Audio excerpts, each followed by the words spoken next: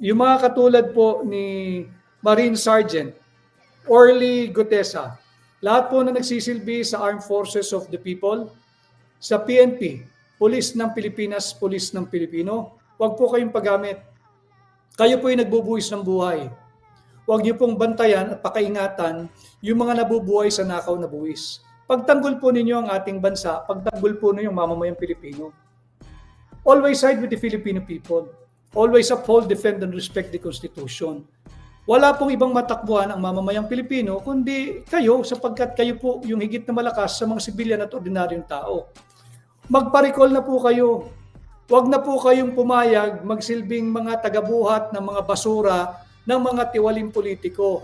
Huwag na po kayong pumayag na mag-duty kayo, magdipapadetail kayo as VIP security. Tagabuhat lang po kayo ng mga nakaw na buwis. Marangal po ang inyong trabaho, iba po ang estado ninyo sa lipunan, kayo po yung nagbubuwis ng buhay. Hanga at saludo po kami sa inyo, rinerespeto po namin kayo.